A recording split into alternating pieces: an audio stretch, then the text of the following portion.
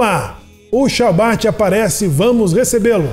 Shalom, seja bem-vindo à Casa dos Benenos, sim. Vamos aos principais destaques da Parashá que será estudada nesse Shabat. A Parashá Vayetze começa com Yaakov fugindo de Esav e deixando a casa de seus pais para viajar a Harã, onde ficará com seu tio Lavã. Ao passar a noite no local onde no futuro seria construído o templo sagrado, Deus aparece a Yaakov no sonho de uma escada descendo do céu até a terra, na qual anjos sobem e descem. Do topo da escada, Deus promete a Yaakov que seus descendentes herdarão a terra de Israel. Na sua chegada em Harã, após rolar uma imensa pedra da boca do poço da cidade para que os pastores do lugar pudessem dar água aos rebanhos, Yaakov encontra a filha de Lavã, Rahel. Ele concorda em trabalhar para Lavã, pai de Rahel, por 7 anos, a fim de conseguir a sua mão em casamento. Quando finalmente chega a noite do casamento, Lavã o engana Yaakov, substituindo Rahel pela sua filha mais velha, Leá. Após esperar uma semana, Yaakov casa-se também com Rahel, mas não antes de ser forçado a se comprometer a cumprir mais 7 anos de trabalho. Nos anos que se seguem, Rahel permanece estéril, enquanto Leá dá à luz a 6 filhos e uma filha. Bila e Zilpa, as criadas de Rahel e Leá, respectivamente, cada uma tem 2 filhos de Yaakov. Finalmente, Rahel tem um filho, Yosef. Yaakov torna-se muito rico durante a sua estadia com Lavã, amealhando um grande rebanho, mesmo enquanto Lavã continuamente tentava enganá-lo por todos os 20 anos de sua permanência. Após se aconselhar com suas esposas, Yaakov e a sua família fogem de Lavã, que o persegue e o enfrenta, aborrecido por Yaakov ter ido embora sem se despedir, arrogantemente afirmando que Yaakov roubou seus ídolos. Após Lavã infrutíferamente procurar os ídolos, Rahel escondeu sem que Yaakov soubesse para impedir o pai de adorá-lo. Yaakov e Lavã entram numa acalorada discussão. Finalmente assinam um acordo prometendo permanecer em paz, e a porção se encerra quando eles se separam. Zait, que história emocionante. Que história emocionante, olha. Está reservado nessa Parashá. São 2 fugas com 20 anos de separação, de diferença, né? Quando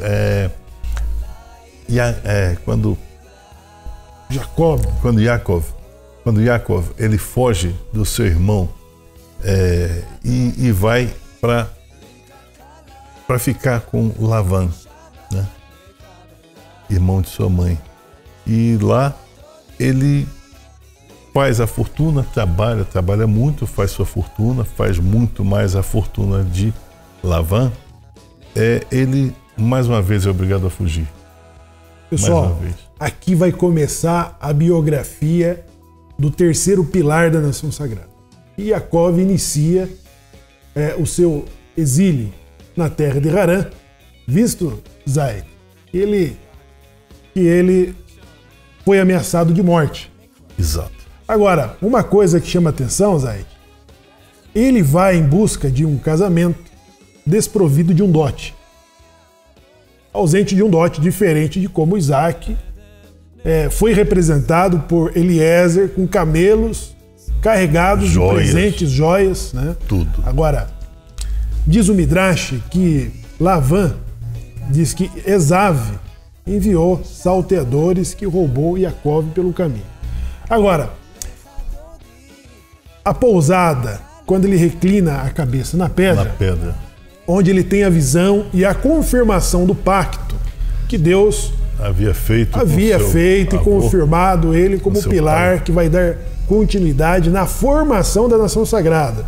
Então, da visão do topo da escada, ele tem a confirmação de que ele e os seus descendentes herdarão a terra a qual ele estava repousando. E olha que coisa interessante. Aquele local onde ele desconfortavelmente reclinou sua cabeça para dormir, em cima de pedras. Aquele local que trouxe aquele sonho que lhe trouxe o Eterno, que o Eterno levou a ele esse sonho, né? Esse é o preciso local onde foi edificado o Templo de Salomão. O Beit HaMikdash. O Beit HaMikdash. exatamente aquele ponto. Então, existe uma coisa muito interessante a respeito dos locais físicos, né? Onde o Eterno se apresenta a nós. Exato. Como, por exemplo, quando aconteceu com Moshe. Tire seus sapatos porque esse local é sagrado. Da mesma forma, sagrado foi o local onde Yaakov dormiu e teve esse sonho maravilhoso. E da mesma forma como aquele local é sagrado, todos os locais onde se promove a adoração ao Eterno, o Deus único e verdadeiro, todos os locais são sagrados. A nossa sinagoga, ela é sagrada porque aqui é onde o povo adora ao Eterno. Exato. Osaite, uma outra curiosidade que acontece desse lugar é o diálogo que Yaakov vai desenvolver com o Criador. Ele falou: se o Senhor me proteger pelo caminho que sigo, ou seja, a terra de Lavã, né? Provendo de sustento, água e calçado, quando voltar a esse lugar, eu lhe darei o dízimo, o maaser de tudo, né? Isso mostra a importância. Aqui condições econômicas ele vai de fato chegar na presença de Lavã. Alguém que precisaria ter a provisão do alimento, da água e das vestimentas. Que não tinha, certo, Zé? E o contrato de serviço, né, que ele vai ser desenvolvido com Lavã pelo casamento de Rachel, também vai confirmar isso, de que Yaakov chega desprovido. Desprovido, mas de recursos materiais. Porém, provido bem pela graça do Eterno da capacidade, porque o Eterno já havia determinado que ele seria semente, da sua semente viria o povo sagrado. Exato. Como de fato veio. E quando isso o proveu da capacidade empresarial, da capacidade de cuidar administrativa, da capacidade de reunir aquelas pessoas ao redor dele, suas esposas, seus filhos e com certeza seus escravos, sim, seus servos. Ou seja, Lavã torna-se muito mais poderoso a partir do momento da chegada de Yaakov. Agora, vai desenvolver toda essa trama, né, dos contratos, dos 7 anos por Rachel, dos 7 anos por Leia, e depois por um acordo de sociedade que eles vão desenvolver, aonde Yaakov passará a ter a sua propriedade como resultado de seu serviço, contando com a sua capacidade de gerência, de administração e com auxílio dos céus, né, com a bondade de Deus, porque existe um destaque nessa paraxá que diz de que Deus abençoa em tudo que ele coloque a mão. Exato. Ou seja, existe uma dádiva nisso.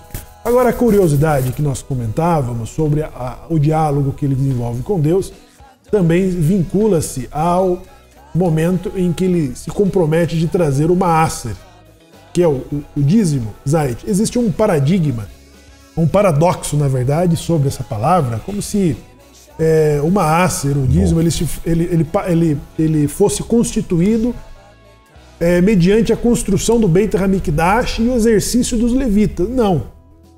Essa prática existia antes de Yaakov e é percebido a partir do momento em que Avraham apresenta-se a Melquisedeque, trazendo o resultado, ou a 10ª parte, de tudo aquilo que Deus lhe havia confiado.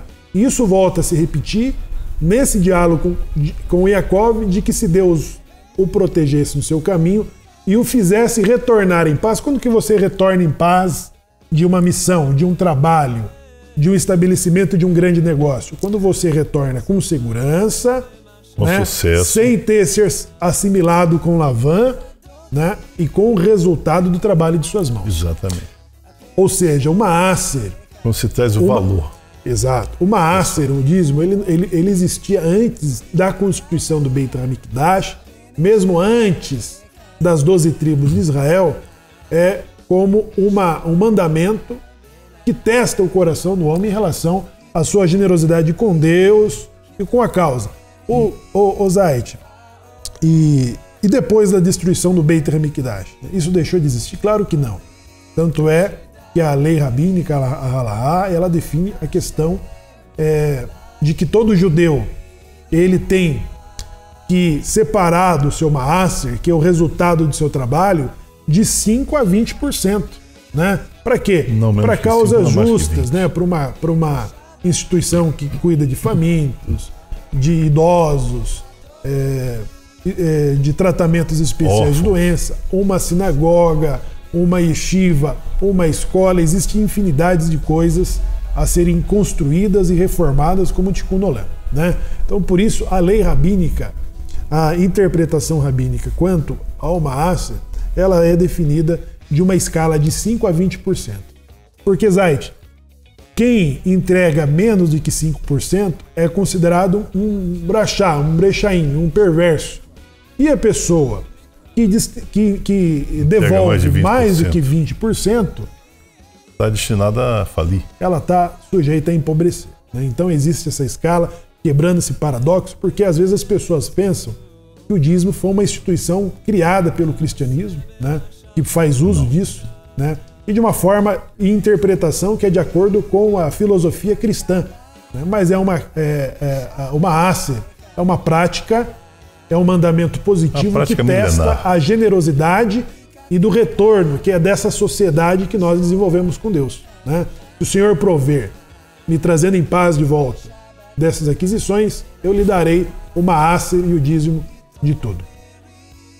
Bom, o termo dízimo, ele quer dizer 10%, dize, a décima parte. Uhum. Então, esse dízimo, ele sempre houve, ele sempre aconteceu, porque sempre houveram os templos onde se fazia a adoração ao Eterno. Isso sempre aconteceu, sempre houve, já há milênios isso. Também haviam, é claro, os idólatras, os templos de idolatria, mas existiam os templos onde se... As yeshivot de Shem, de Ever, né? Exato. Tanto é que Shem, Melquisedeque, que aparece, que vai ao encontro de Abraão, ele recebe de Abraão uma aça. Aí, Zait, as pessoas podem perguntar, mas Shemuel, o que é a prática necessária de uma aça? O que mudou depois da vigência do segundo templo, da ausência do segundo templo? Bom, acontece que quem foi autorizado a receber e fazer uso disso aí é os levitas e os coanim, né, que estavam a serviço do templo. Então ninguém mais tem legitimidade de receber, né, o maaser, a não ser as causas justas, como uma yeshiva, uma sinagoga, um hospital, né, e causas beneficentes, um orfanato, que eles sim, como diz Pirkei Avot, né, que o maaser, o dízimo, ele é a proteção da fortuna. E até na explicação da Pérola Judaica existe esse comentário em relação à explicação de Pirkei Avot, Zait, quando ali é dito que o Cohen, nós somos os fazendeiros e o Cohen é Hashem que recebe, está esperando esse maaser, essa retribuição. Zait, existe muitas coisas interessantes que deverá ser discutido aí pelo mais competente minyan. E que fala de Anusim para Anusim. Compartilhe esse vídeo com os seus amigos no Facebook. Inscreva-se no nosso canal e ative as notificações. Seja um mantenedor da Casa dos Bnei Anusim. Shalom. Shalom.